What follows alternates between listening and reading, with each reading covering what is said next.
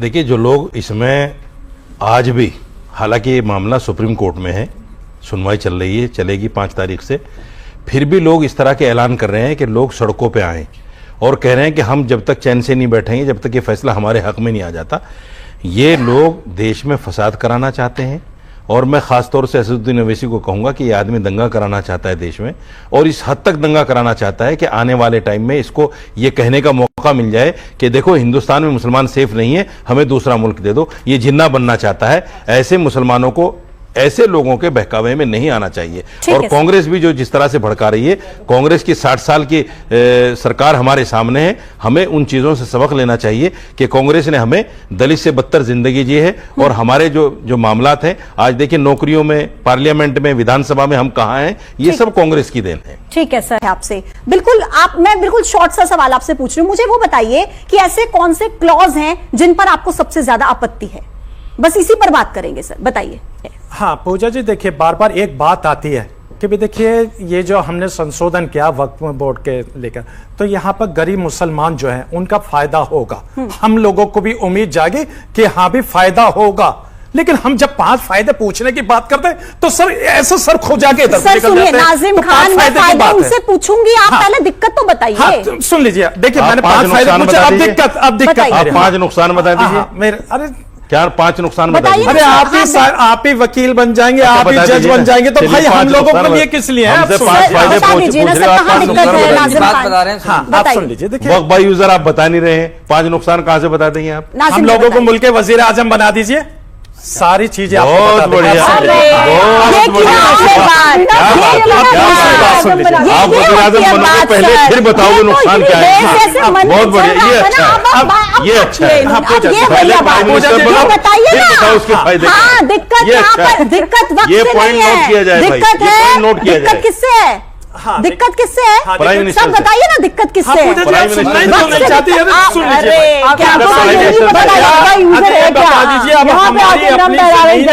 जो हमने वक्फ बोर्ड को दे दी, क्या अब हम अपनी जमीनों पे क्या अपने वक्फ बोर्ड से ये नहीं पूछ सकते कि आपने जो वक्फ बोर्ड, हमारी जो जमीन है उस पे आपने हमारी खानेगाह, मस्जिदें, इबादत गाह जो बनाई वो कहाँ है? लेकिन वहां पर सुन लीजिए, नहीं आप भ्रम थोड़ा ना फैला देंगे। आप मुझे एक बात बताइए, सरकार आपको कह कहकर थक गई कि भाई आपकी जो रजिस्टर्ड प्रॉपर्टीज हैं, आपके पास जिसके दस्तावेज है, आप वामसी पोर्टल पर अपलोड कीजिए, आपकी पुरानी संपत्तियों को कुछ नहीं होने वाला। लेकिन अगर आप कागजात नहीं दिखाएंगे, उन्हीं वक्फ की संपत्तियों पर होटल बनाकर खड़े कर देंगे, व्यवसाय के लिए उसका इस्तेमाल करेंगे। थोड़ी ना ये देश की जमीन सर इसलिए वक्फ की गई, और ठीक है यूज कीजिए उसका, और मुसलमानों का फायदा कितना हो रहा है? आपसे मैंने 3 नुकसान पूछे, आप बता नहीं पाए। बताएंगे ज़ेबा जी आप? क्लॉज में दिक्कत है, किस क्लॉज में दिक्कत है बताइए। जहां पर भी दिक्कतें आएंगी, अगर पेपर में इनकम्प्लीट रहा तो सरकार सीधे जमीन को कब्जा कर लेगी। नहीं, बिल्कुल नहीं। और एक मिनट, मैंने इंटरप्ट नहीं किया था मौलाना साहब, बोलने दीजिए सर, बोलने दीजिए। हाँ बोलिए। और दूसरी बात कि हमें पता है, जो गरीब मुसलमानों की बात कर, मुझे सुनिएगा, गरीब मुसलमानों की बात की जा रही है। आपको पता होगा ना, जब यात्राएं चलती हैं, शोभा यात्रा या कुछ भी, तो लगातार इस तरह के मैसेज फैलाए जाते हैं कि जो ठेले पर जो गरीब बेचते हैं, फल बेच रहे हैं, सब्जियां बेच रहे हैं, रास्ते में उस पर नाम लिखिए। नाम लिखने का क्या मकसद है कि आप खरीदने से पहले देखिए। और शोभा यात्राओं पर पत्थर फेंकने का क्या मतलब है? शोभा यात्राओं पर पत्थर फेंकने का क्या मतलब है? देखिए पूजा जी, जब हम बोल रहे हैं तो आप तो खुद यहाँ पर बोल रहे हो ना, शोभा यात्रा से कहाँ पहुँच गए आप? आप एंकरिंग कर रही है क्या?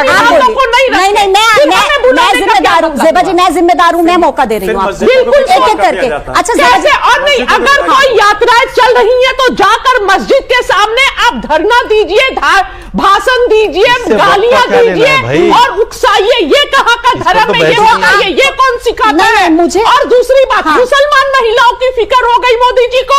मुसलमान महिला क्या बिल्किस बानो नहीं थी, जिसके 11 बलात्कारी जब जेल से छूटते हैं तो फूल माला देकर स्वागत किया जाता है। और एक मिनट, और जो लिंचिंग के नाम पर, गौ लिंचिंग के नाम पर हत्याएं कर दी जाती है, तो क्या मुसलमान बहनें, माताएं और बहनें विधवा नहीं होती हैं? छोटे बच्चे अनाथ नहीं होते हैं? मैं ये पूछना। और एक मिनट, और जो लगातार घरों को डेमोलिश कर दिया जाता, बस कोई केस हो, नाम आना चाहिए कि मुसलमान है, बिना कोर्ट के मना करने के बाद भी बुलडोजर लेकर पहुंच जाते हैं और जल्दी रहती है कैसे किसी के आशियाने को गिरा दिया जाए। मैं मुसलमान एक मिनट ज़ेबा जी, ठीक है बोलनी है, मैंने कब इंटरप्ट किया?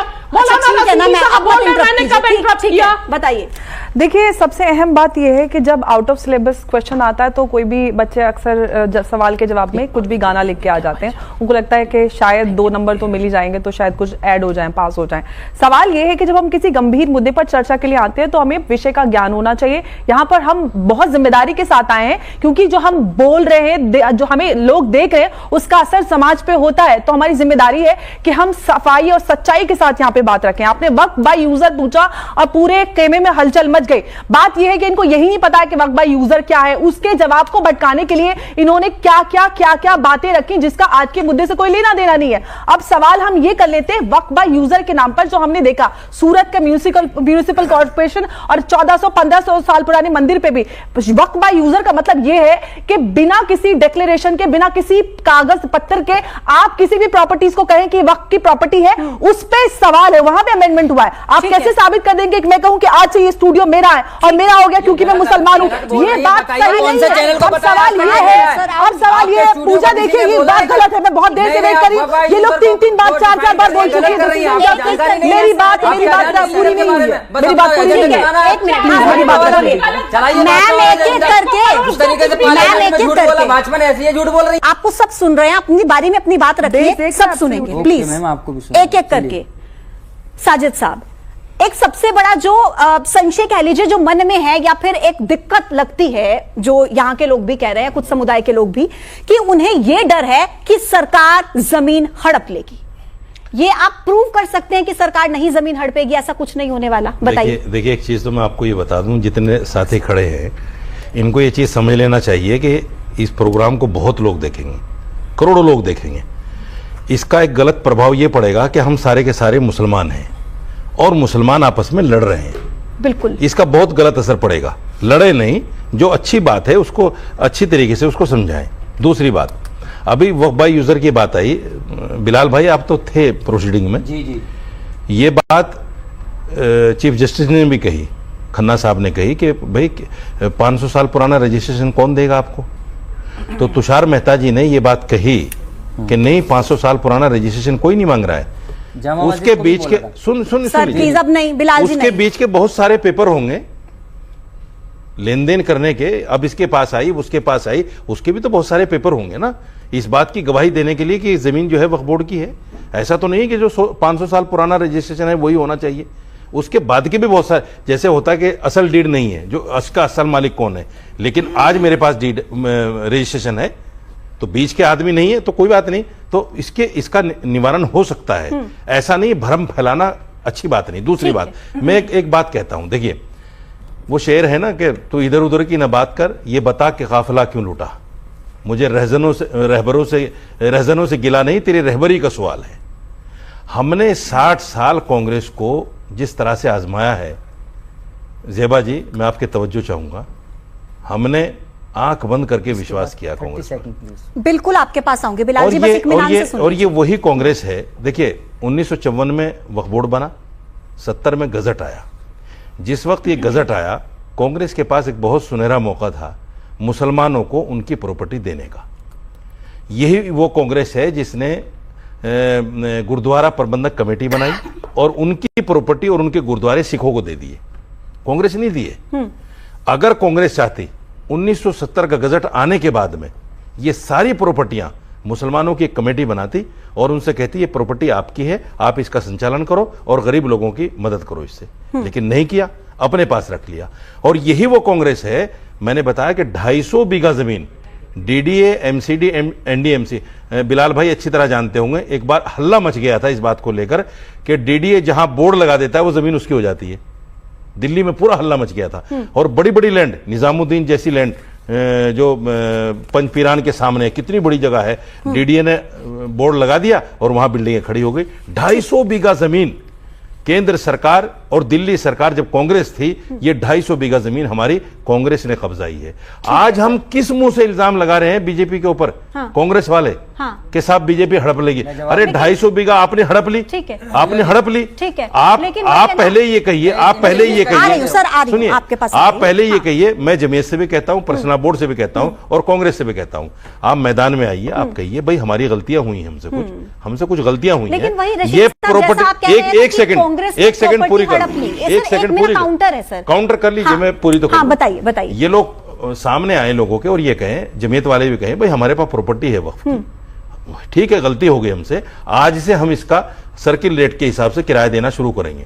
पर्सनल बोर्ड वाले भी कहें, कांग्रेस भी कहे कि हमसे गलती हो गई, हमने इतनी जमीनें हड़प ली सरकार के नाम पे, कहते हो खड़े होकर। अच्छा, लेकिन नहीं कहेंगे, आप कहलवा दीजिए। आप जैसा कह रहे हैं ना कि कांग्रेस ने प्रॉपर्टी, आ रही हूं सर, आपके पास आ रही हूं सर, आप जैसे कह रहे हैं ना कि कांग्रेस ने प्रॉपर्टी हड़प ली, आप सब डेटा बता रहे हैं सर, यही आरोप तो ये लगा रहे हैं ना कि बीजेपी भी यही चाहती है कि प्रॉपर्टी हड़प ली जाए। मैं एक कॉमन बात कहता हूं जो सबको समझ में आएगी, जब तक ये प्रॉपर्टी सरकार के हाथ में रहेगी, ना किसी मुसलमान का इससे फायदा पहले हुआ ना अब होगा। अच्छा, अभी भी नहीं होगा? सरकारों के ही फायदे पहले हुए हैं, सरकारों के ही फायदे अब होंगे। कह रहे हैं मतलब सर मुसलमान का कोई फायदा नहीं। सर आपको क्या लग रहा है, ये बहुत बड़ी बात ये भ्रम है।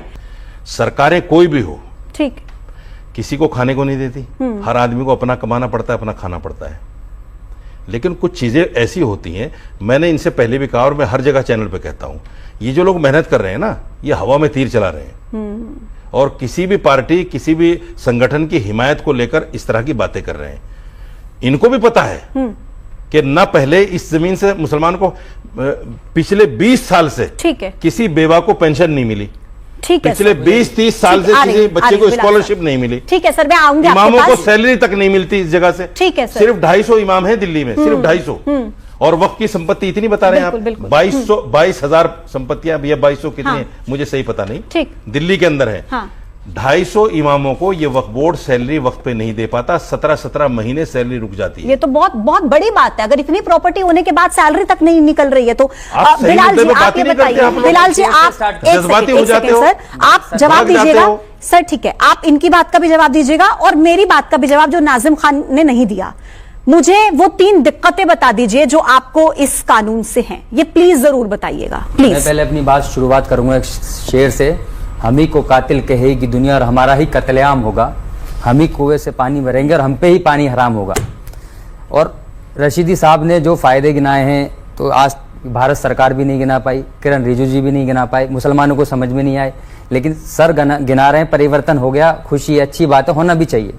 आपने खुल के भी कहा मैंने भाजपा को वोट दिया, आपने सब जगह कहा, अच्छी बात है, वो आपका राइट है, आप दें कुछ भी करें, लेकिन परिवर्तन है। आप ये दिल्ली की बात हो रही, मैडम सुन लीजिए, सर ने खुद एक्सेप्ट किया इस बात को, मैं ये नहीं कह रहा, अच्छी बात है। क्यों जा रहे हैं, वोट तो अधिकार है, किसी को कोई मर्जी दे, बोलो अधिकार है, सब खुल के कहा, जब से तो परिवर्तन हो गया सर का, अच्छी बात है, बहुत बढ़िया है। पर्सनल नहीं कहूंगा मैं अपने जवाब दे रहा हूँ। सामने घुटने टेक रहा हूं, एक चीज बता दीजिए। जी बताइए। मैं तो घुटने नहीं टेक रहा हूँ सरकार के सामने, मैं तो फिर भी कह रहा हूँ कि सरकार के पास जब तक ये जमीन रहेगी, चाहे सरकार कोई भी हो, मुझे नहीं फायदा हो सकता, कांग्रेस गरीब आदमी को नहीं फायदा। आप बताइए दिक्कत क्या है? मैं तो खुल के कह रहा हूँ बिलाल खान जी, लेकिन आपके अंदर हिम्मत नहीं है कहने की मैं सच में चाहती हूँ कि हमारी जो जनता, जो न्यूज़ 18 के दर्शक हैं, वो ये देखें समझें कि आखिर वक्फ संशोधित कानून से दिक्कत क्या है। आपको